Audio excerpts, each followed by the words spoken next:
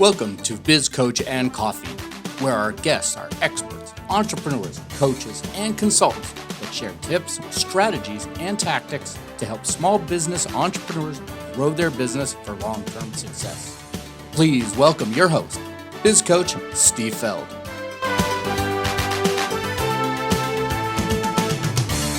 Hello, I'm Biz Coach Steve Feld, and my goal is to stop business owners from suffering entrepreneurial depression and start making running their businesses much easier.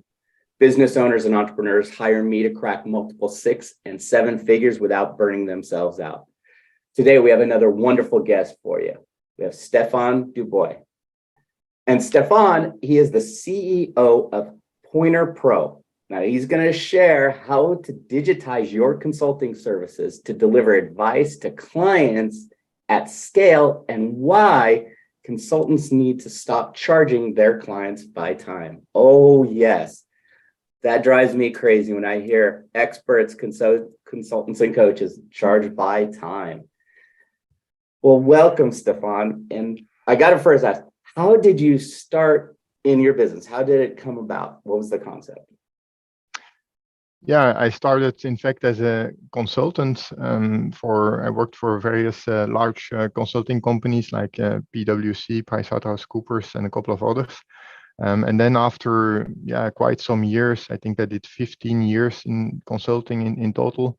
I wanted to do something else. I wanted to create my own company basically, and I was during my consulting career, I was always dealing with enterprise software, so I was kind of familiar with that domain.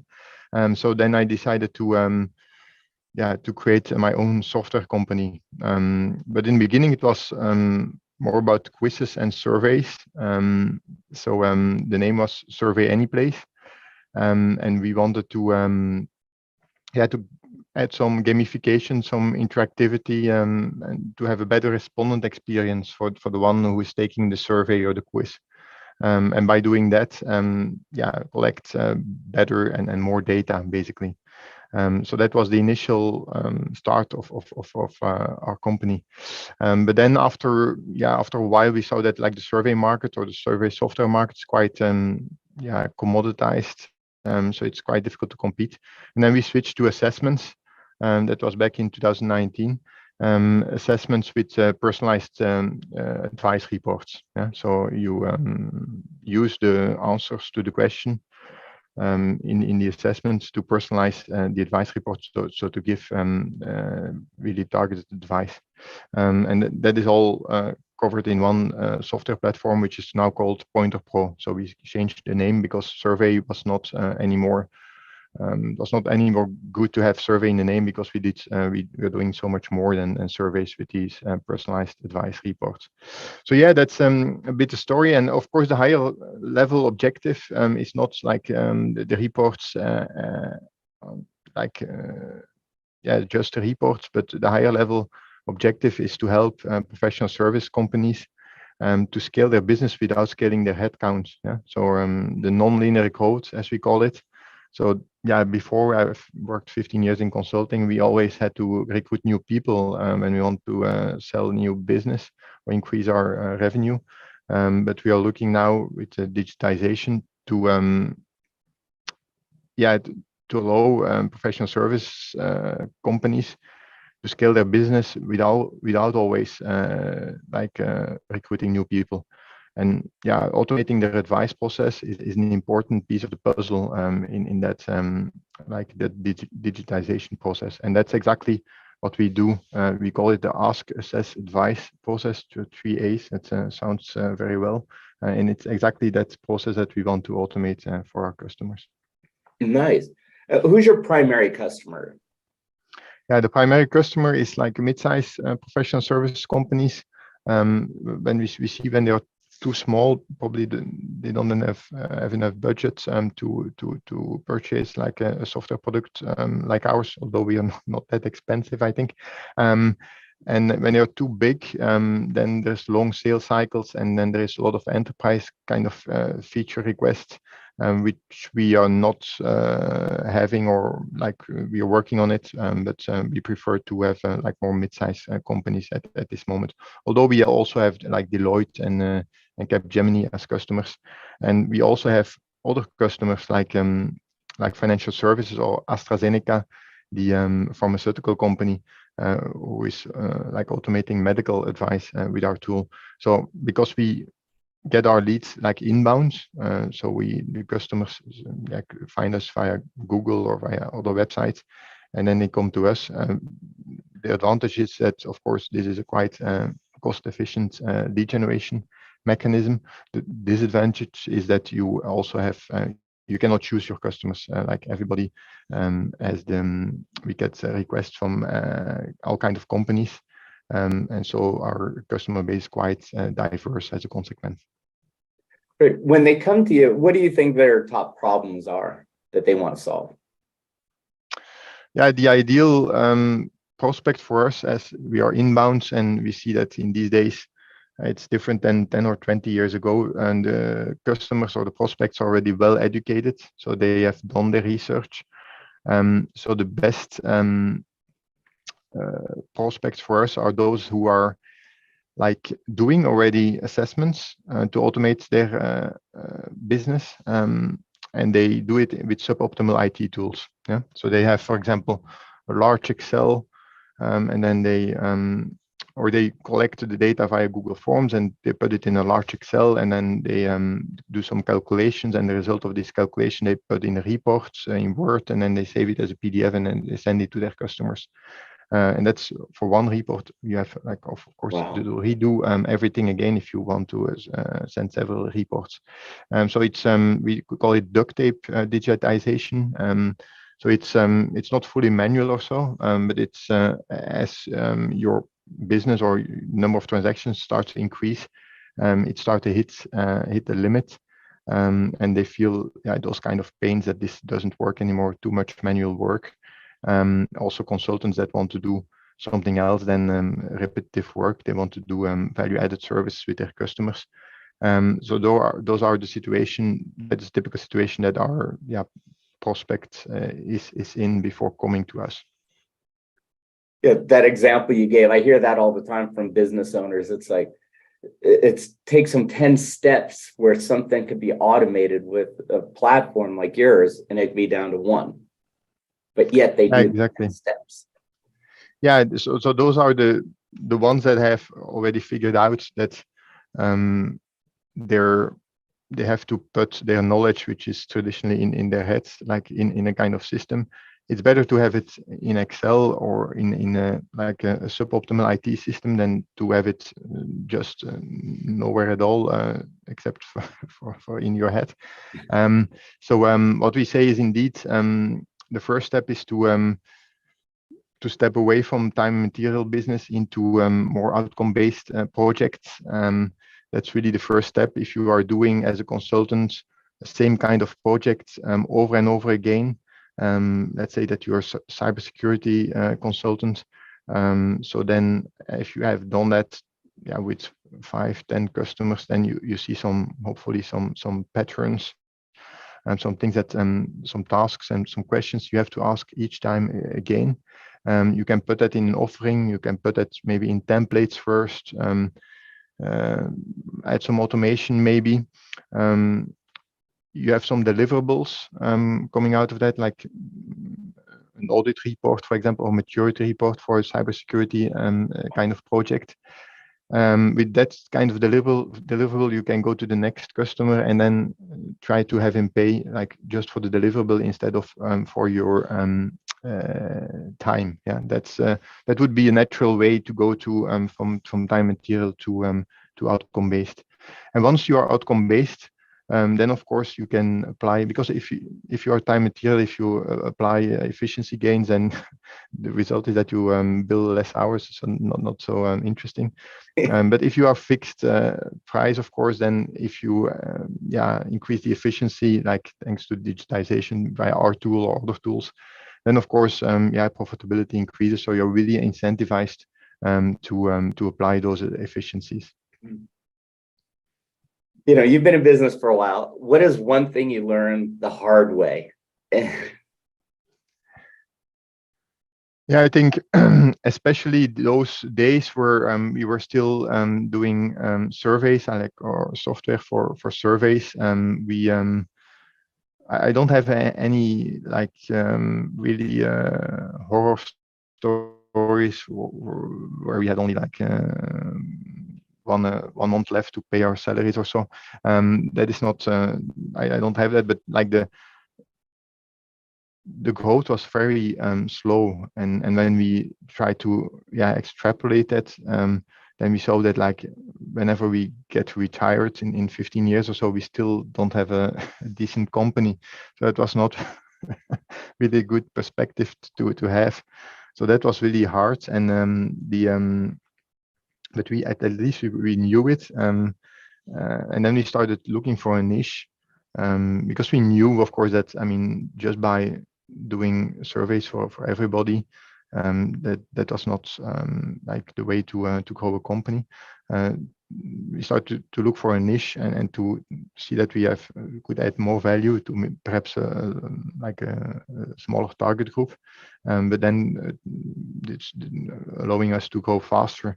But that looking for that niche, that took more time than expected, because you always think that you only see that you're in a street, that the street has a dead end when you have reached the dead end, and that takes some time. And then we only did it in 2019 when we found the niche of the personalized advice reports. So I would look, if I would do it again, I would look at ways to try to validate faster whether something is a dead end or not. That's a good point. You also brought up that a niche, and it's something I've been stressing to a lot of small business owners. They're trying to be everything to everyone, but by niching, and they think they're going to lose business, which is actually not true. If you niche, you actually grow your business, and to find the right niche for you and your product, your service, is always that challenge. Yeah, it's the same in professional services. You also have to get after this niche, because otherwise you're doing everything for everybody. That's Right. not a good position to be in. And it's kind of like what you mentioned at the beginning. Otherwise, your market. Otherwise, you're going to be so tied up, and now you have to expand personnel wise to put all these extra features in, and that's not the true focus of your company. And I think that's exactly. great to stick to your vision and what your company is, because that'll attract more clients. Yeah, exactly. Yeah. And I wish I didn't have any horror stories like you. I mean, I've owned and operated 7 businesses and ran 3 others. I got a few of those, things I learned the hard way stories. Yeah, well done. Let me ask you, you are on like a very pace. Do you do a strategic planning every year? Yeah, we for our management system, we use EOS, and that's called Entrepreneurial Operating System. And it can be used not only for software companies, also for services companies and all kinds of companies, not only for technology companies, but it's like to bring a company from like 1 million euro or dollars revenue to maybe 10 or 20 million or even more. So that's specific niche also of companies EOS is serving, and we are really pleased with it. For me, it's something you can a framework that you can fall back on, that is proven, because I always say in my management team, like if you have any remarks on the framework, put them on the parking lot or so, because the people that have created the framework have done that several times, like bringing a company from 1 to 20 million. And here around the table, like in my management, nobody really has done that already, not no offense or so. But so let's first follow the framework. And then afterwards, when we are 6 months ahead, like 6 months further, then come back on the remarks. Because of course, I mean, you can fine tune the things a little bit to your preference or to your requirements. It's not 100% set in stone. But in the beginning, you have to just follow the framework, I think, and we are glad that we did it. And the framework like EOS, because you're talking about long-term strategic planning, there is like the vision traction organizer inside of EOS. So it's mandatory to articulate, to document the 10-year strategy, or where you will be in 10 years, in 3 years, and in 1 year. You also have to document your values and your mission vision. So everything is documented, and everything is also publicly available for all the employees, and also especially for recruitment. When you recruit new people, and you can say, okay, we have this, and this is every quarter it's updated, and so and it's commonly agreed in the management team, then this really gives a good impression. We heard it from multiple people that started recently, that this is gives a very professional image, and that's like it's one of the reasons why people will join your company. Exactly. Yeah, bringing in that outside help definitely helps businesses, and I think they're more and more starting to realize like they only know what they know, but bringing back in someone and systems and processes that have been proven, tested in multiple companies, it really will grow your business faster. Yeah, and we also use a consultant for that, because I'm really in favor of using consultants. Me too. So we work for consultants. We also use them. So we use them all over the place, like for EOS, but also for marketing, for finance, everything. And I think it's a way to accelerate your business even faster than if you would only rely with internal people. So we are bootstrapped, so we don't have external capital. So we solve it in a way like we cannot hire the most senior people, so we hire people that are good, but that are still have to do some learning on the job, and then we put a consultant next to them, but not like full time, because that's also too expensive. But if a consultant really has to do what giving advice, but not implementing the advice can be done by internal people, but the consultant keeps an eye on it, of course. Then you don't need him for hundreds of days, and maybe 1 day per week, or even a call every 2 weeks to follow up is enough. So that's the way we do it. It's excellent. And I know we're almost out of time. What is one thing you'd like to leave with our audience? Yeah, I think when you're in professional services, I think you have to think about like a model that you can use for your customers, where you set some maturity levels. As a consultant, if you have like a lot of experience in your customer or the niche of your customers, you will have that model implicitly already in your head. Maybe you've already documented to a certain extent. But if you document it like formally, that can be like just in a matrix, like a 2-dimensional sheet, like with maturity levels, and then on the other axis, the different domains that you are working in. For example, if it's digital marketing, it could be content marketing, could be email marketing, and all these domains, and then the maturity in each of these domains, that you go, even with that one pager, even if it's not digitized, that you go into your next customer and that you say, okay, we are going to just ask a couple of questions, and then locate, okay, like with email marketing, you're just at the beginning, with content marketing, you're already a bit further, and so on. And that you can really say, okay, this is your current scorecard, and then see where you want to go, like with these different disciplines. And then, based on that, write like a roadmap and how your services can help in that transition or that project. So if you have that model, only the fact to having that model is already like a reassurance, like it will increase your credibility significantly when going to new customers or prospects. Great. Well, thank you for being our guest, Stefan. We will have your contact information in the show notes. So if people want to get a hold of Stefan, you will be able to. Once again, thanks again for being our guest and sharing your knowledge. Thank you very much, Steve, for having me. And if people want to connect with me, you can also connect with me on LinkedIn, because I'm quite active on LinkedIn, not so much on the other social networks, but on LinkedIn, I'm happy to connect with your listeners. Excellent. Well, folks, if you like Stefan and other guests, please make sure you like and subscribe to this channel. You can watch us on so many different platforms. So please give us a little love and like and subscribe and give us some positive reviews. This is Biz Coach Steve Feld wishing you and your business much success. We hope you enjoyed today's topic. If you'd like to discuss how you can apply these strategies in your business, let us know. This episode is sponsored by Spotlight Books. Get your own expert book written about you in 30 days. Set yourself apart from the competition. Make sure you like and subscribe to this channel. Also, feel free to give us your comments. We look forward to hearing from you on Biz Coach and Coffee.